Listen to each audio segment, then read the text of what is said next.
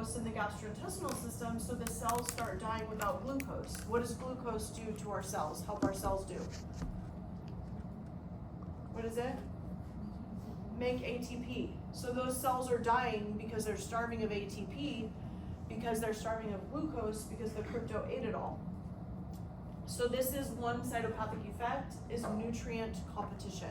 So for example, that my mom was so sick, I keep bringing it up just because I don't know very many people that have had protozoal infections, but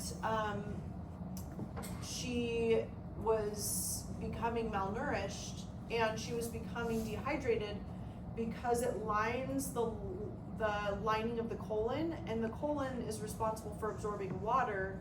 So she wasn't absorbing any water, the water was going straight through, and she wasn't absorbing any nutrients because they were eating all of her nutrients. So she lost a lot of weight, and that's a way that it's a cytopathic effect. So direct cell damage, so like for example, Entamoeba histolytica can actually like direct invasion, same as fungi. So they can just invade into the tissues, so they can cause damage to the epithelial layer. So you can see here are the villi of the gastrointestinal system, and they're just all up in the tissue. And so that sometimes can cause dysentery or blood in the stool also. So direct invasion, direct cell damage, you can say either one. Intracellular invasion. So now this is a new one where some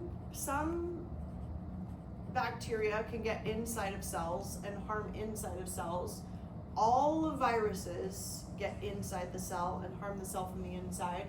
Well, some protozoa can get inside the cell and harm the cell from the inside, like like malaria. So malaria is Plasmodium falciparum. Plasmodium falciparum can get inside the red blood cells, and once it's inside the red blood cell is no longer functional.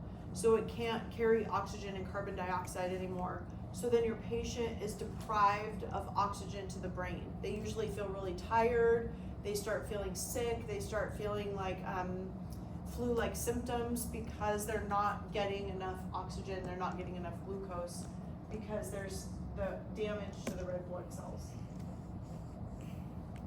Toxic enzymes, same as fungi, same as bacteria actually.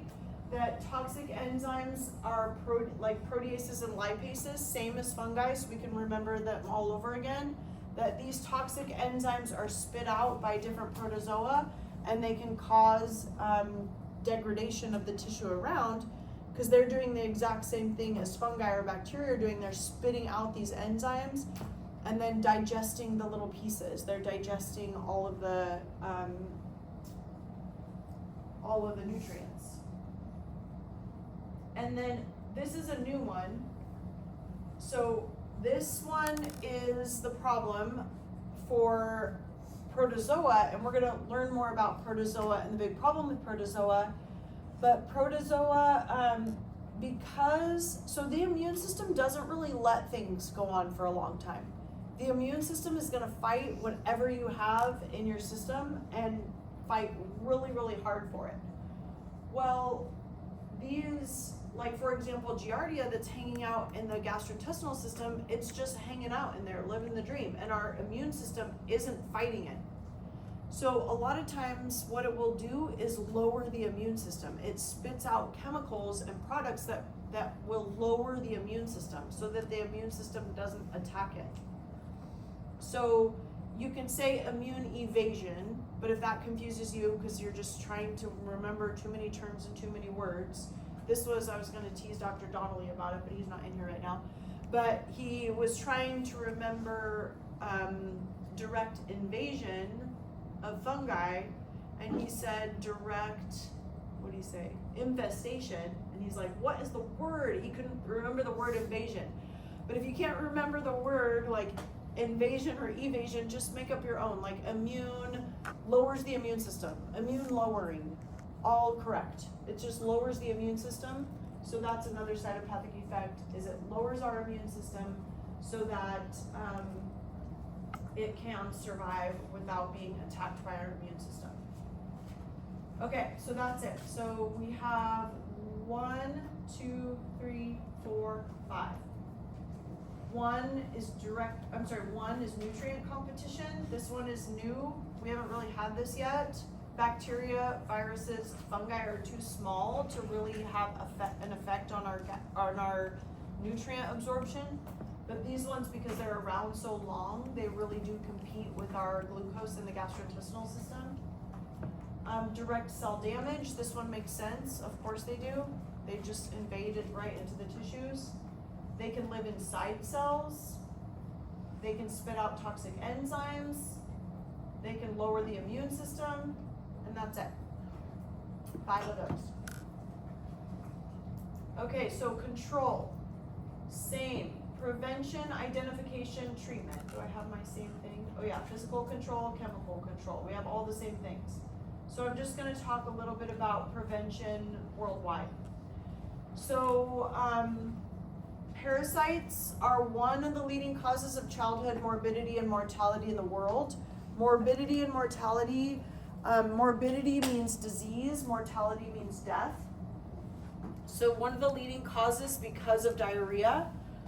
So if it's red, more than 50% of the population does not have access to clean water. If it's red, more than 50%, more than half. So that's China, where there's how many billions of people living there? India, billions of people living there. More than half the population doesn't have access to clean water. Almost all of Africa. Is there immunity, or why are, like you said, if you, like I get really sick if I don't have like store-bought water when I go to Mexico? Yes. So why is it, do they develop an immunity? Fantastic question. So a lot of people will develop immunity, yes. A lot of people in countries where they know that their water is bad, they'll boil their water also. So immunity, yes, they boil their water sometimes. Also, sometimes people just live with protozoa. They just live with gastrointestinal, and a lot of people just live that way, where they will be malnutrition, they will be dehydrated, but they just live, their body is just kicking and fighting, and they coexist. So yeah, great question. Yeah, I know like my family, they have sayings like, oh, you must have worms, that's why you're always eating junk food. Oh yeah. So like it's such a common thing, but then also there's certain things that are native that supposedly clean your system, that's just a part, like these really stinky bean looking things That's that awesome. are supposed to be really clean. But they don't eat it because of that, it's just a normal diet thing. And then I went like on an anthropological tour. And they were saying that it really cleanses you. Oh, that's neat. That's awesome. Yeah, so using natural, I'm sure a lot of communities have that too. That's a really good point. Yeah, that's cool. I think that's super cool. If you're interested in doing a research project on that too, that would be really interesting on like, local native ways that communities prevent infection. Super cool. Okay, so really common, yellow is really bad, red is the worst, and a lot of people don't have access to clean water. So 844 million people do not have access to clean drinking water. 2.3 billion people in need of toilets and basic cleansing facilities. 829,000 people die from diarrhea. It's a very common problem. 70% of our fresh water goes to agriculture. 30% goes to animal agriculture. So that's kind of crazy.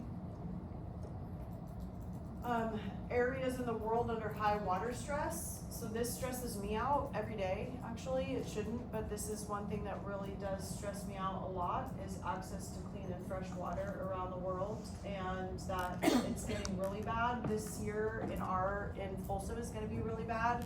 We just don't have the snowpack to retain water all the way through August and September. So it's just going to keep getting worse and worse all around the world. We've had a lucky couple of years there, but it's just going to keep getting worse for sure. So yeah, it's a sad thing. I always keep New Delhi on my weather report app. I'm just interested in what goes on around the world, and I like to look at the weather all around the world and see kind of what people are experiencing everywhere. It's like over 90 almost every day. Like almost every day it's over 90 degrees. And it's, it's really scary because there's billions of people living there and they just don't have access to clean water. So, yeah, it's a scary thing around the world. Okay, so physical control, we know the exact same thing. Exactly the same. So except these, we have two new terms. This is a funky one. Parasiticidal, and parasitostatic. So parasiticidal is killing, parasitostatic, I put bacteria on here again because I just copied and pasted, but this is where we slow their reproduction, slow them being able to reproduce. Okay, so that is prevention, physical and chemical control. Chemical control, exactly the same. Identifications. We're gonna spend a few minutes talking about identification.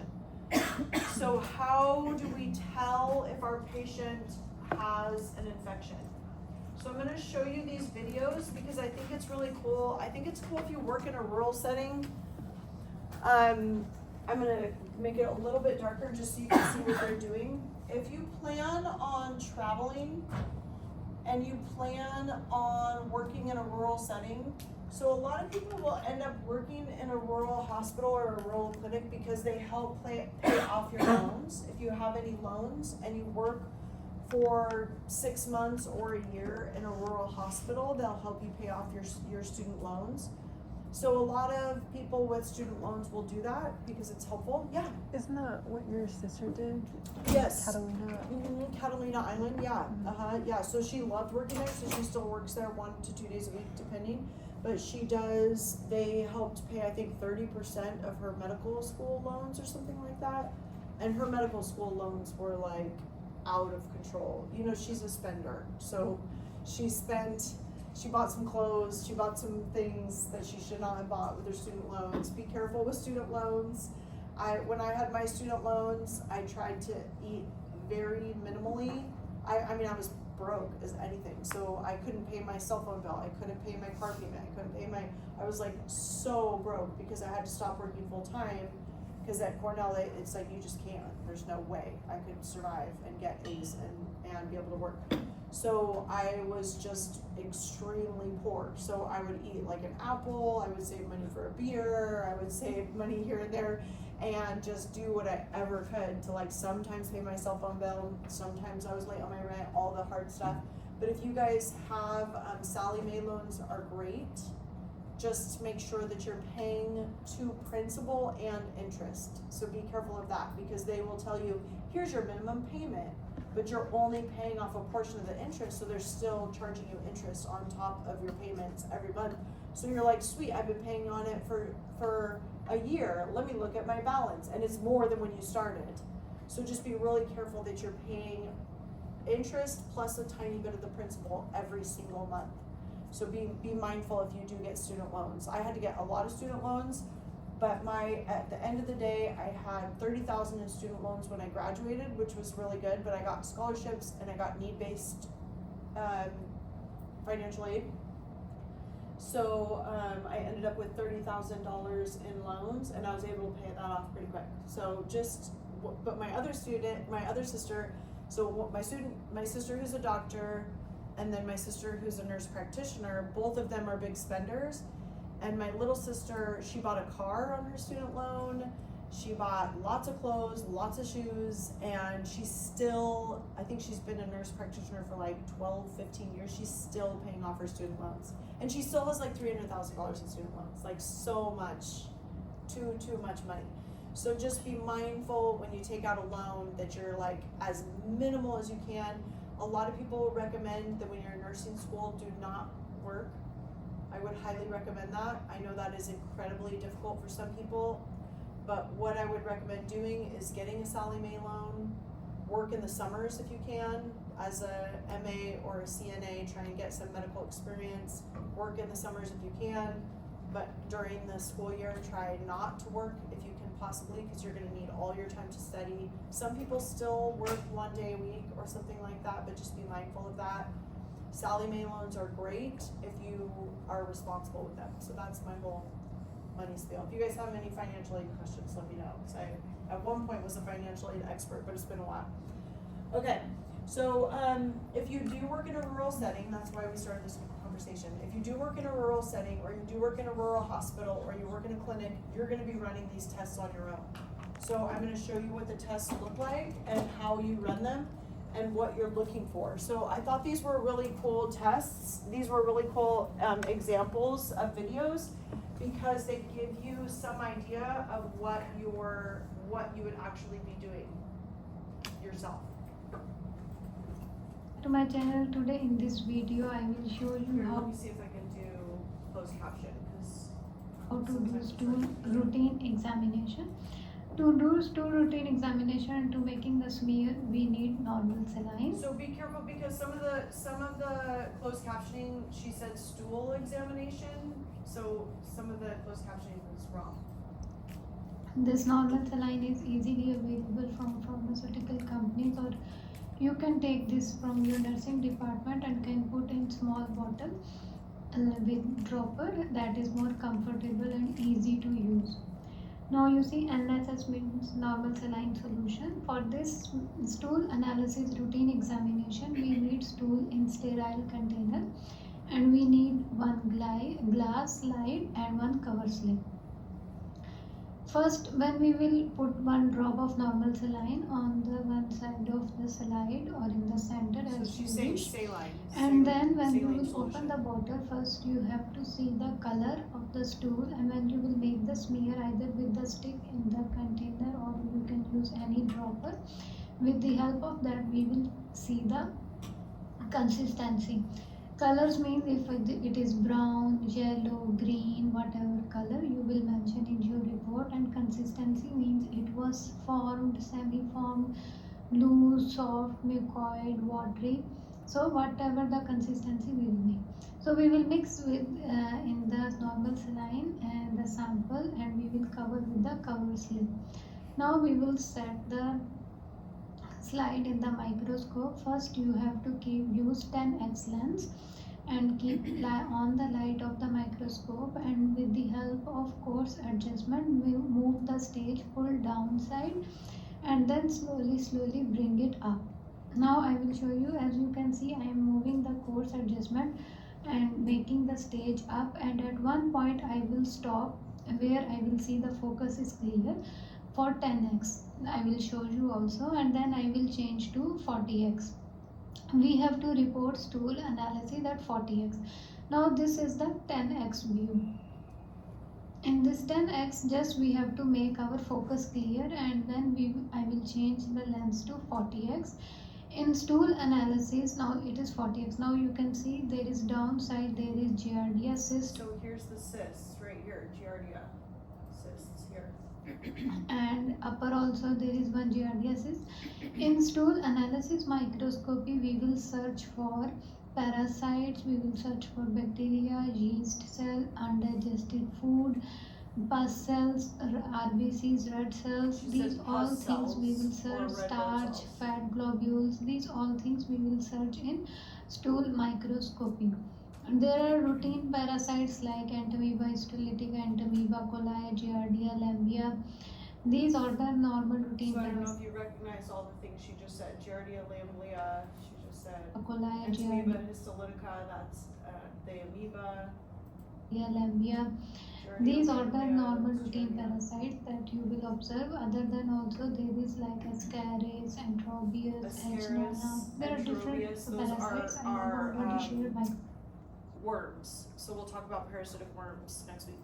microscopic images. That all we will report. So in reporting we will report color, consistency, pus cells, red cells. If there is any parasite, it is in cyst form or trophozoite form, and Cyst then form or bacteria, and if trophozoite there is form. undigested food, there is yeast cell or fat globules, that we will report. report. And a corpuscles and red cells we will report like 1 to 2, 0 to 2 according to the field. We will take average and we will report. And parasites and bacteria and other things we will report like +1, +2, occasional, rare, like that we will report. So this is the stool. Okay. So that exam that she did is called, so our examinations, I wanted to make this a little bit more organized. Maybe I'll do that in lab today if I have time. I'll try and organize what you guys need to know.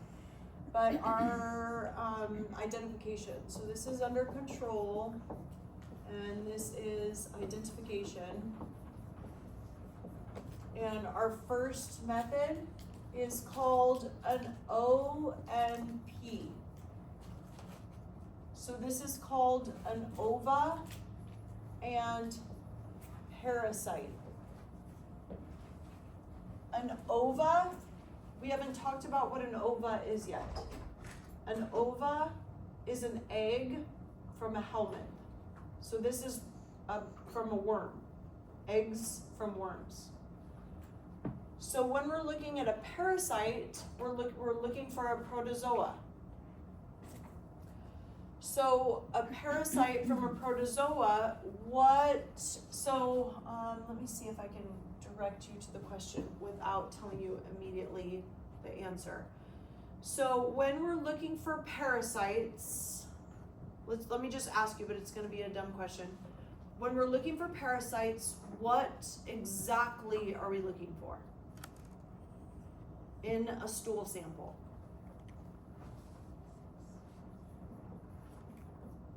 So I know I'm asking it in a dumb way. I'm just gonna try and guide you and see if you can come up with it. So we're looking for protozoa. What would we find in the stool? We kind of said it a little bit, but yes. So we would find cysts. Why? Yes. Yeah. So because they're in the feces, and that's not where they're happy, right? So they've already gone through encystment. If you were to take a swab from the colon, you'd probably find more trophozoites. You might find a trophozoite in there or two if it's like dead and dying and came out of in the feces, but mostly in the stool you'll find cysts because they encysted, because they are living in the feces and not, they don't live in the feces, they live in the gastrointestinal system. So we're looking for ova, we'll talk about next, that's from helminths. Parasites, we're looking for cysts because they're in the feces. Okay, so this is one test. So this is the test ONP stool sample. We would be looking for what type of protozoa? Protozoa that are transmitted fecal orally. Beautiful. Okay, so here is from a, here I'm just gonna do no words because it has this really crazy funky music. But here, what this is from a penile or vaginal swab. So the next one is a penile or vaginal swab. And this is for our sexually transmitted Trichomonas vaginalis. So this is what they would look like, Trichomonas vaginalis. You can barely see the flagella. Yeah, it is hard to see the flagella. You know, if I give you a question where you have to identify it, I would give it to you where you can see the line and you can see the eye so that it looks, it's not an eye, it's a nucleus. But where you could identify it. But when you're doing this yourself, if there's anything moving, it's exactly what it is. There's nothing that's moving in the vagina or in the penis that should be moving. It's bacteria or yeast or protozoa. If it's moving, it's a protozoa. So that means it's Trichomonas vaginalis. They also do PCR on it, but that's okay. We're just gonna forget that. Okay, so this one is a kind of a longer one. I'm gonna try and cut it early, but I want you to watch a little bit of it because there's a couple of takeaways hopefully you can get from watching this. Let me see if I can move it up a little bit. So this is how to perform what is called a blood smear. In order to perform a proper thick and thin blood smear, you need the following material. Gloves as universal precaution, dry and clean piece of gauze, a spreader, clean and clear glass slide of 25 by 76 millimeter approximately, small cotton balls soaked in alcohol, sterile blood lancet, a bin to discard used blood lancet, and a slide folder to protect slide from dust and The spreader, you need a slide with clean, frosted and polished edge. When you pass your finger on the edge, it should feel very smooth. If you feel any asperities or surface roughness, you should replace the spreader. Health workers should be comfortably seated with enough bench space and proper lighting. For pricking the finger, choose the middle or the ring finger. Always prick on either side of the fingertip, not in the middle. This is because the middle of the fingertip has more nerve endings than the sides. Therefore, pricking on the side is less painful for the patient. The patient should be seated comfortably. Then record a request form and a slide. Here it is done with a sticker, but it can be done on the thin smear with a pencil. Record should have at least a code or a name and the date.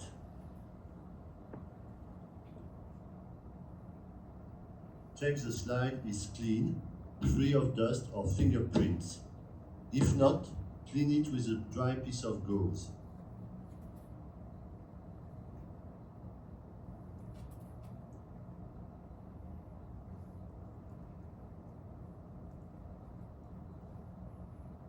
Note here that the slide can be manipulated as long as you keep your finger on the edge of the slide.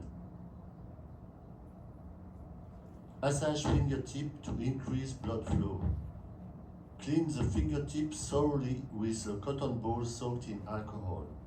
This step needs to be done properly in order to avoid contamination of the blood taken or infection for the patient. Open the protective wrapper of the sterile blood lancet from the back side. If you notice the protective wrapper has already been teared off or damaged, discard the blood lancet as it is no longer sterile and use a new one. Pull the lancet out of the protective wrapper and prick the side of the fingertip with a quick hand rotation. Discard the used blood lancet in a proper bin. Press slightly the finger. The blood should come out easily. If not, restart by cleaning and pricking another finger. With a dry and clean piece of gauze, wipe out the remaining alcohol and the first drop of blood as it may contain skin debris. Press the finger to have a blood drop out. Come with the slide to make contact with the top of the blood drop, but not with the finger. This is crucial if you want to take a standard blood quantity and have thick blood smear with a standard thickness. Repeat this in order to obtain 2 to 3 drops of blood for the thick smear. If the drops are small, take 3. If they are a bit bigger, take 2. The volume of blood for the thick smear should be about 6 to 10 microliter. For the thin smear, take 1 small drop, 2 to 3 microliter, about 1 centimeter away from the thick smear and in the middle of the slide. Give back the cotton ball to the patient, telling him to press on the puncture site for 1 minute. Hold the slide between your thumb and both your middle and index finger. With the other hand, take the spreader and put it in contact with the slide in front of the thin smear drop. Move the spreader backward to make contact with the blood drop. Wait for the blood to run along the spreader's edge. You can help that process by opening and closing the angle of the spreader in quick succession. Keeping an angle of approximately 45 degrees, move the spreader forward with a regular move. There is no need to apply too much pressure on the spreader, but it should stay in even contact with the slide surface when the blood is being spread. The forward move should be regular not too fast, and complete it until the spreader reaches your thumb. Then put the slide on the bench. With the corner of the spreader, join the 2 or 3 drops for the thick blood film with few circular movements in order to obtain a circle of about 12 mm in diameter. Okay, so what he did is did a thick and thin blood smear. So this is what it looks like in the end. This is the thin and this is the thick, so that you can look through that. And then at the end, I'll show you what it would look like. So we looked at them a little bit last time. So today in lab, make sure that you see something that looks like this today, so you can see what malaria looks like. Here is a trophozoite, and here are a bunch of cysts. They have this other weird form, or just forget that, just cysts and trophozoites. And that's what a patient's blood would look like if they have malaria. So a couple takeaways that I got from this anyway is that healthcare is really different in different areas, and sometimes you have to just make work whatever tools that you have. So I think that that's a really neat thing. But also, you know, you're gonna find that a lot if you do travel and do any kind of travel medicine, is that you'll see everybody's just making do. You're just, you know, like writing on a piece of paper. Remember I told you that last time, like in Africa, they have piles and piles of paper with patient's name on them that's never gonna go anywhere. You don't know who that patient is. And, but I mean, it would help for that patient to know that that patient has malaria, then every time they can tell their healthcare worker that they have it. So then every time they know how to treat that patient. And it does, you know, it affects the long-term health of that child. Okay, so those are our 3 methods. One for our fecal orally transmitted gastrointestinal, one for our sexually transmitted, for our trichomonas, and then for blood smear is all of our bloodborne. So our trypanosomas, malaria, leishmaniasis would be different. Leishmaniasis, you just do a skin swab. But what other bloodborne am I missing? So our trypanosomas, malaria, is that it? Yeah, trypanosomas, malaria. Okay. So that is how you detect a bloodborne pathogen. Okay, so treatment. Why are protozoa, oh, I'm sorry, go ahead, Dr. Hildebrand. I work in veterinary medicine, and so we're running fecals all the time. Yes. And oftentimes we'll see, like, even in puppies, we'll have them come back with results, and they'll say negative for cysts, but positive for an antigen. So does that just mean that they've had like exposure to that and their body fought it off potentially? Fantastic question. Yes, that means they had it at one point. Yeah, they have had it, but they don't currently have it. They couldn't find it. They can't currently find it, but they have had it at one point. Okay. Yeah, fantastic question. I was just gonna ask you a question that since you brought that up.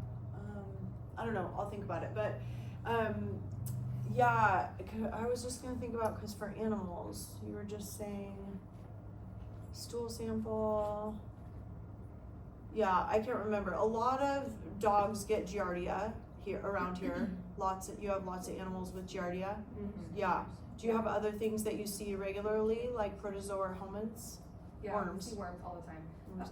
Almost every puppy will come with worms. So like a regular deworming schedule, you have to deworm them multiple times. Oh yeah. And Yeah. should you get them regularly checked for that? Like semi-regularly? I mean, the idea is you're keeping them on flea, tick, and heartworm prevention, and Yeah. so those flea and tick preventions oftentimes have some sort of a preventative against helminths. Right.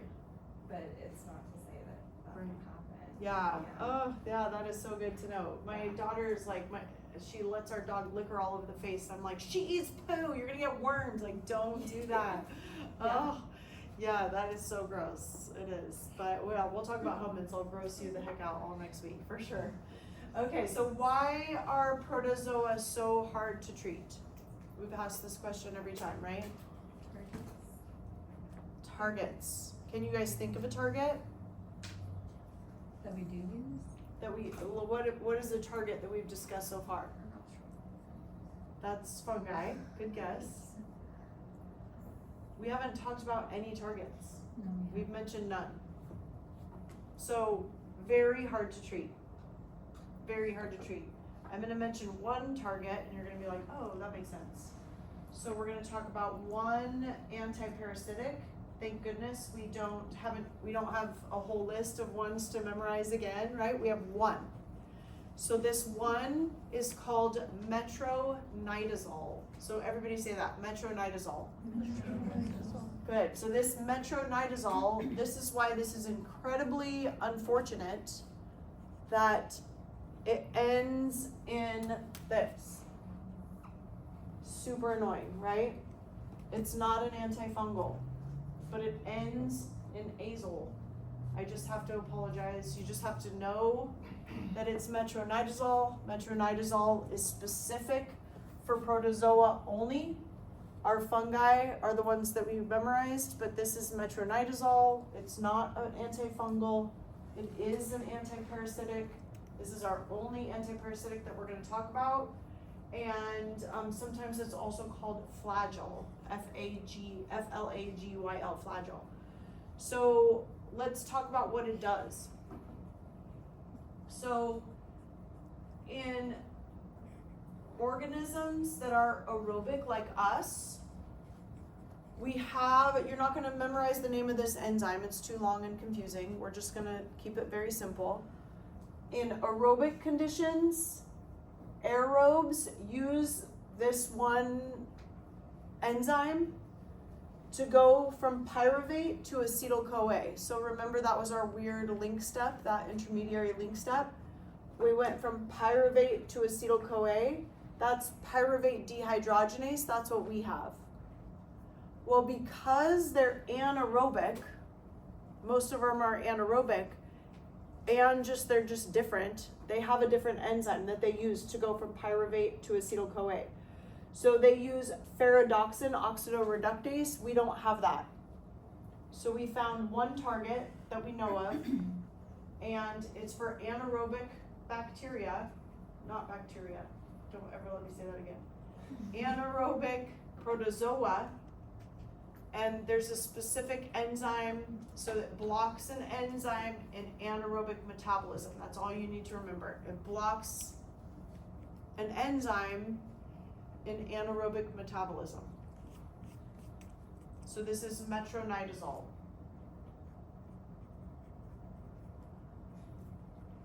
Okay, so let's talk about how we're going to diagnose our patient. How can we guess it's a protozoa versus anything else? So the first question I've been kind of leaning to is that they have had to pick it up somewhere, right? Your patient has had to pick it up. Like, where did they get it? They're not common. If you hear somebody has a protozoal infection, it seems strange. So where has your patient been? So if your patient has been swimming somewhere in a swimming hole, has been swimming in a weird old pool that hasn't been kept up, has been traveling, these are all signs that you're like, maybe you've got some sort of weird something going on. For sexually transmitted infections, all sexually transmitted infections, multiple sex partners, unsafe sex, a new sex partner, helps us to think that it might be a protozoa, but it could be any STI. The STI one is just hard. You just have to do a test, you wouldn't know. Blood is if they've been traveling, where have you been also, and have they had any recent insect bites? But the only question you need to ask your patient is, if you think it's a protozoal infection, have you been anywhere that you don't normally go? Where have you been? And then, what are your patient's symptoms? But also I'm going to add in here, I want you to add in here, I'm just going to add this. What are your patient's symptoms and how long? I'm going to add in here. Because typically if it's a bacterial infection or a viral infection, like gastrointestinal, the body will get rid of that. The patient won't typically have it for very long, or you'll get antibiotics and it'll go away. But if your patient has long-time gastrointestinal distress, I might be thinking protozoa, if it's long-term. But I'd also ask them, well, have you been anywhere? Why is this going on so long? Have you been eating anything strange? Have you been coming in contact with anybody who you don't normally come in contact with who might have been traveling? That kind of thing. If you're in another country, like if I'm asking patients on their history and physical in Africa, and they said they have gastrointestinal distress, it's a crapshoot. It could be anything. 100% it could be a protozoa, just as much as it could be bacterial. Vaginitis, or it's called urethritis, is for STI. You don't have to remember any of those terms. I just want you to remember the idea behind each of these. The idea behind protozoa is you had to have picked it up somewhere. It's not as common as bacterial or viral. The idea behind diagnostic factor 2 is that maybe how long has your patient been having these symptoms, and do they correspond with the protozoa? So the three different types would be like, if it's in the blood, they're going to be experiencing flu-like symptoms. We're going to say that over and over and over again to the end of the semester. Blood, systemic, in the system, flu-like symptoms. STI, pain, itching, burning, discharge for males and females. Males usually have less symptoms because urine goes through the urethra, and we'll wipe some of them out. GI, well, sometimes they can have dysentery, sometimes they can just have diarrhea, but long-term dysentery, long-term diarrhea, any dysentery at all, there's no blood in the stool. You don't want any blood in the stool, right? There's something going on. In this country, I would think it was cancer before I would think it was an amoeba. But in other countries, I would think it's an amoeba first. So it depends on where you're at. Also maybe rural parts of America. If you're in maybe in Tennessee or something like that, and you're like, oh, my patient is coming in with gastrointestinal distress, I might think, well, do you eat game? Do you drink from wild water, from water somewhere out where you live, or something like that? So these, you can tell our questions are different, right? You want to know where they got it from. Where bacteria and viruses, it just came from everybody. And then our diagnostic factor 3 is you rule out everything else. You think like, okay, it must be bacterial, it must be viral, maybe it's fungal. My last guess is it would be protozoa, so I'm going to rule out everything else before I'm going to guess it's protozoal, unless they've been traveling. But for Trichomonas vaginalis, it's just as common to have that as it is anything else, so it could be that.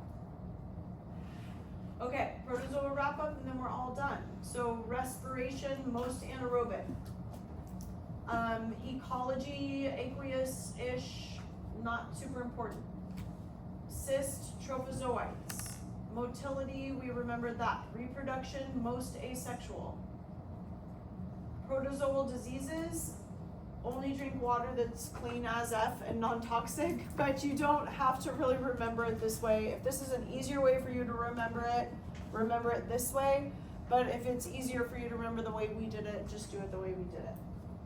Okay, so those are our protozoa. So here, amoeba, ciliates, flagellates, non-motile. Here's our organisms that you are gonna underline.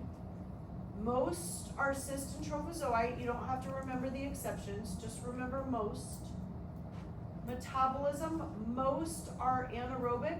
We're just gonna say most are anaerobic. A couple are facultative, but we're just gonna say most anaerobic except for Leishmania. Fecal oral transmission, sexually transmitted or insect borne. Or anywhere. And then where it's at corresponds with its transmission, so that just all kind of makes sense. Okay, so that is it for protozoa. So what I would, oh shoot, we didn't do our note card. Let's do it really quick. If you need to come up and grab a note card, up and grab it.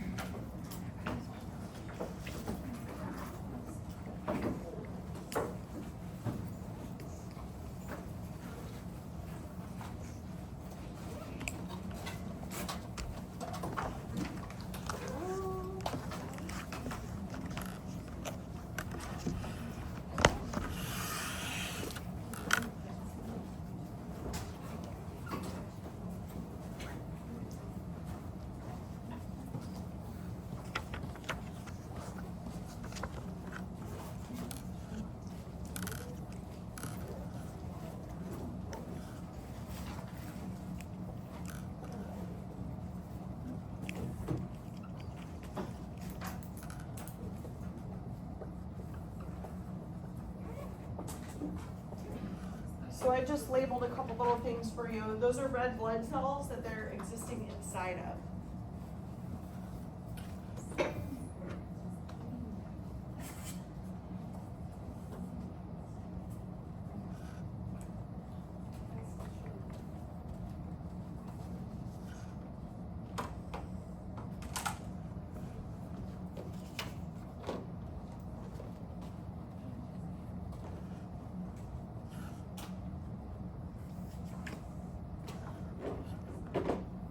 So this is Plasmodium falciparum. I'm gonna have you guys say it 3 times after me. Plasmodium falciparum. Plasmodium falciparum. Plasmodium falciparum. Great.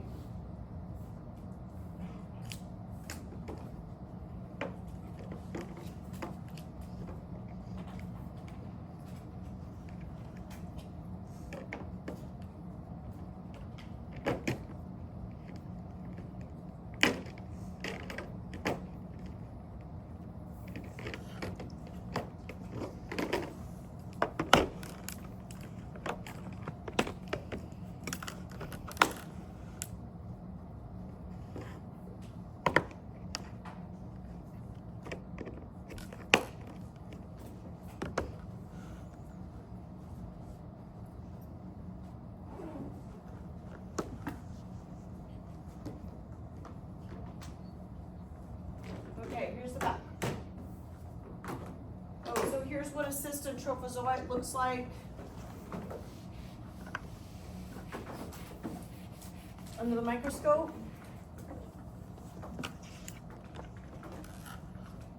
And then here's the back, nothing in gray. It looks like a lot, but there's nothing in gray. So I just put a lot on here just because it's such an important organism.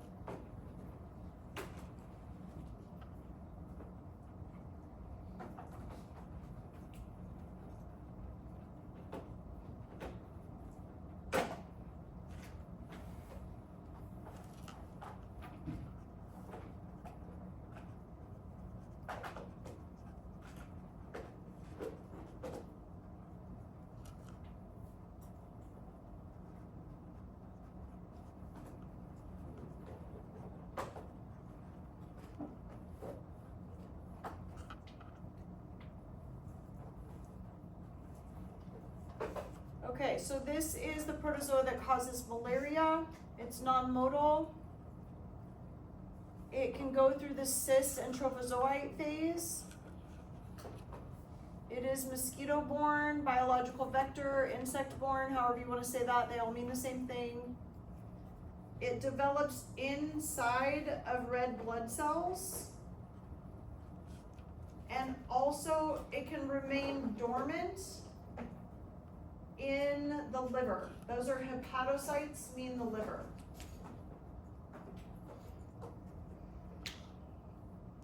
Intermittent chronic illness. So I don't know if I told you this, but both my uncles had malaria. Did I tell you that? So both my uncles were in the Vietnam War. They both came home with malaria. They were 17 and 18 when they were in Vietnam. And both of them came home with malaria. One passed away from cancer. He had a real rare form of cancer because they used to like spray them with Agent Orange. So he had a real rare form of cancer and passed away, and my other uncle still has bouts of malaria in his 70s, 80s. He's probably in his 80s now, but yes, and all kinds of issues from malaria and from all the other things that he went through. So it's pretty scary. But malaria, it's extremely common all around the world. 2000 in the United States, every 2 minutes in the world, a child dies of malaria. Very, very common and very scary, terrifying disease. So I talked a little bit about that last time. Did I talk to you guys about, so anti-malarial medication, I took it when I was 17, 18, and I went to Thailand when I was young. And I took anti-malarial medication, but it made me really super sick, but now they have a new kind that's called Malarone. So we were trying to talk about how it prevents malaria, but my husband and I were fine, but my daughter got really sick when we were in Africa from the medication, but it's called Malarone. And so if anybody's interested in looking that up for their research project or anything like that, anything that speaks to you, just remember, keep that up for your research project. Okay, so I'm going to have you guys, on your way out, we have nothing due today, right? Just at the end. Okay, Benita's.